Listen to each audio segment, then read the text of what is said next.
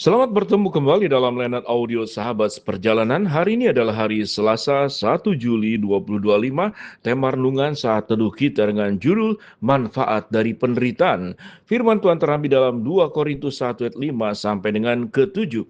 Sebab sama seperti kami mendapat bagian berlimpah-limpah dalam kesengsaraan Kristus, demikian juga oleh Kristus kami menerima penghiburan berlimpah-limpah. Jika kami menderita, hal ini untuk penghiburan dan keselamatan kamu. Jika kami dihibur, hal ini untuk penghiburan kamu, sehingga kamu beroleh kekuatan untuk tabah dan dalam menanggung kesengsaraan yang sama seperti yang kami derita juga. Pengharapan kami akan kamu teguh, karena kami tahu bahwa sama seperti kamu turut mengambil bagian dalam kesengsaraan kami juga turut mengambil bagian dalam penghiburan kami. Mari kita berdoa. Bapa yang di dalam surga, kami ingin belajar sebuah pelajaran yang mungkin jarang dibahas, yaitu manfaat daripada penderitaan, kesusahan, dan masalah hidup. Dalam nama Tuhan Yesus kami berdoa, amin. Shalom sahabat seperjalanan yang dikasihi Tuhan, ada sebuah pertanyaan yang cukup menarik. Apa akibatnya kalau hidup tidak pernah mengalami masalah? Ini adalah sebuah pertanyaan yang perlu kita renungkan bersama-sama. Jika hidup tidak memiliki masalah, masalah berarti ada satu proses, ada sebuah perjuangan, ada kesulitan yang harus dihadapi. Dan tatkala kita melewati kesulitan, mungkin waktu kita berhasil, kita bersyukur. Tetapi suatu tidak berhasil, maka kita mengalami sebuah kekecewaan yang bisa terjadi. Lalu pertanyaannya, apa manfaat daripada penderitaan? Ada banyak ayat Alkitab bahwa setiap penderitaan dan kesusahan itu akan membawa kita kepada ketekunan, dan ketekunan akan membawa kita kepada iman yang kuat. Dilepas daripada semuanya itu, mari kita belajar secara umum apa manfaat daripada penderitaan.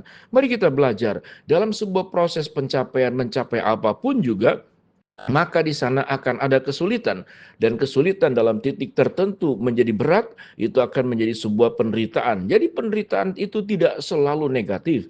Kita tahu dengan jelas kalau anak-anak sekolah, dia harus bangun pagi-pagi dan tidak boleh terlambat. Suatu dia terlambat, kemudian mengalami pelanggaran sekolah beberapa kali, maka ada SP, surat peringatan. Dan kalau kemudian kuota daripada surat peringatan itu mencapai titik akhirnya, maka itu anak sekolah bisa dikeluarkan. Lalu persoalannya, mana yang lebih indah, mana yang lebih enak, sekolah atau tidak sekolah? Mungkin secara kasat mata, atau kemudian secara awam dan secara sifat kanak-kanak, yang enak itu tidak sekolah. Tidak perlu menghadapi ujian, tidak perlu berhadapan dengan guru yang galak, tidak perlu mengikuti disiplin-disiplin sekolah, tidak perlu juga harus berjuang bagaimana hidup di dalam pendidikan, supaya tidak melanggar pendidikan yang di sekolah, karena akan berdampak kepada apa? Kepada disiplin, kepada hukuman yang bisa terjadi, kepada resiko yang bisa ditimbulkan. Sahabat seperjalanan, tetapi kita tahu dengan jelas apa akibatnya jikalau tidak sekolah. Berarti kita tidak mendapatkan pengetahuan, kita tidak mendapatkan pendidikan. Sementara pendidikan dan pengetahuan itu adalah baik untuk membawa sebuah kehidupan yang semakin baik di masa mendatang. Lebih lanjut tentang penderitaan, Paulus kepada surat di Korintus yang kedua, di sini berbicara tentang penderitaan, dan kita tahu dengan jelas, kita sudah membahas panjang lebar bagaimana Paulus itu mengalami penderitaan dengan cercaan, didera, kemudian karam kapal, mencoba untuk dibunuh beberapa kali, menghadapi para penyamun, masuk penjara. Seluruh itu adalah penderitaan yang hinggap di dalam dirinya. Namun kita lihat bahwa ada penderitaan yang membawa kebaikan, tapi ada penderitaan yang diakibatkan oleh diri sendiri. Ada satu pertanyaan, kemudian pertanyaan kembali. Penderitaan apa yang bisa ditimbulkan oleh seseorang? Tatkala seseorang itu menghindari penderitaan, maka dia akan menderita. Kalimat ini cukup menarik.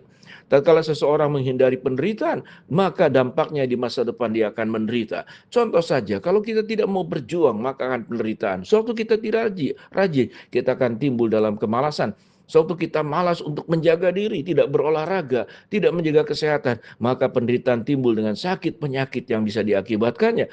Sewaktu kita tidak mau belajar menguasai suatu bidang tertentu, tatkala orang menderita, berproses lalu menguasainya, maka di ujung daripada penderitaan itu adalah kemudahan, kelancaran. Orang menjadi terampil, orang menjadi berpengetahuan, orang menjadi berpengalaman. Pengalaman, keterampilan, pengetahuan membuat orang terhindar dari penderitaan di masa mendatang.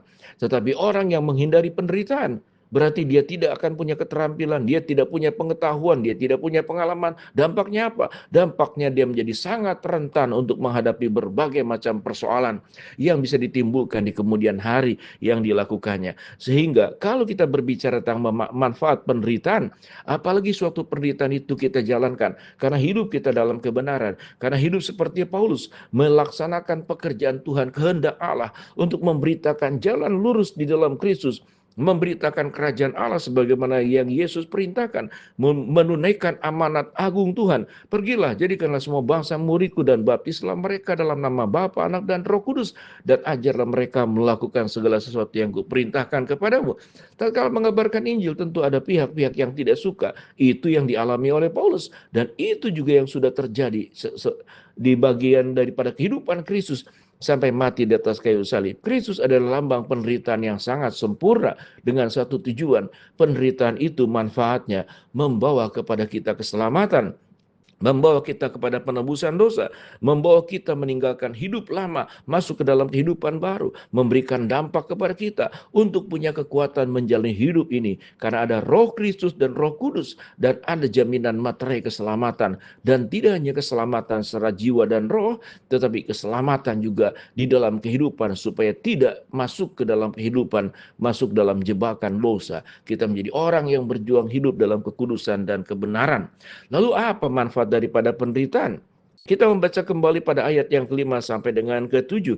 Sebab sama seperti kami mendapat bagian berlimpah-limpah dalam kesengsaraan Kristus, demikian juga Kristus kami menerima penghiburan berlimpah-limpah. Apa itu manfaat dari penderitaan? Paulus melaksanakan satu perintah menjalankan kebenaran firman Allah. Manfaat dari penderitaan apa? Dia mendapatkan penghiburan yang berlimpah-limpah dan dia menjadi orang yang dikenan oleh Allah. Ayat yang ke-6, jika kami menderita hal itu untuk penghiburan dan keselamatan kamu. Jadi artinya manfaat dari penderitaan apa? Ada banyak orang yang percaya kepada Kristus lewat pekabaran Injil yang dilakukan oleh Paulus. Jika kami dihibur, hal itu untuk penghiburan kamu, sehingga kamu beroleh kekuatan dan tabah menanggung kesengsaraan yang sama seperti kami derita juga. Orang yang menderita itu adalah sebuah keteladanan. Tatkala ada orang lain menderita juga, dia tahu dengan jelas ada contoh dan teladan bagaimana bisa melewati penderitaan dengan kekuatan dan pertolongan Tuhan. Dengan contoh dan keteladanan yang sudah dilakukan oleh Paulus, maka ada jemaat-jemaat Tuhan yang dikuatkan sewaktu melewati penderitaan. Dia belajar bagaimana kuat seperti Paulus karena mengandalkan Tuhan di atas segala-galanya. Sahabat seperjalanan, apa aplikasi dalam kehidupan kita? Setiap kita menghadapi penderitaan dalam berbagai macam aspek. Tetapi kalau penderitaan itu karena kita berjuang melakukan yang benar, berjuang melakukan tindakan untuk bisa memberkati orang lain, orang banyak, untuk memberkati keluarga. Ingatlah, penderitaan yang kita lewati adalah satu bentuk perjuangan hidup, adalah satu bentuk pertanggungjawaban hidup, adalah satu bentuk keteladanan yang bisa diikuti sehingga orang bisa belajar dari apa yang kita lakukan. Tentu yang paling utama belajar daripada Kristus yang berani memberikan seluruh hidupnya, bahkan nyawanya, dalam penderitaan yang sangat sempurna sampai mati di atas kayu salib. Dalam rangka apa? Dalam rangka memberikan manfaat, memberikan berkat, memberikan dampak. Mari sahabat seperjalanan, sewaktu kita melewati berbagai macam persoalan hidup, penderitaan, kesusahan, kita tidak bersungut-sungut, tetapi kita terus berdoa, memohon kekuatan Tuhan. Tuhan akan menolong kita. Pencobaan, kesulitan, penderitaan yang kita alami tidak akan melebihi kekuatan kita. Mari kita berdoa. Bapa dalam surga, terima kasih buat kebenaran firman Allah yang kami pelajari. Hamba-Mu berdoa buat sahabat perjalanan yang sakit, Tuhan jamah sembuhkan. Sahabat perjalanan yang sedang menghadapi masalah, Tuhan bukakan jalan. Sahabat perjalanan yang sedang berdoa mengharapkan sesuatu, Tuhan kabulkan sesuai dengan waktu, rencana, dan kehendak Tuhan. Amin.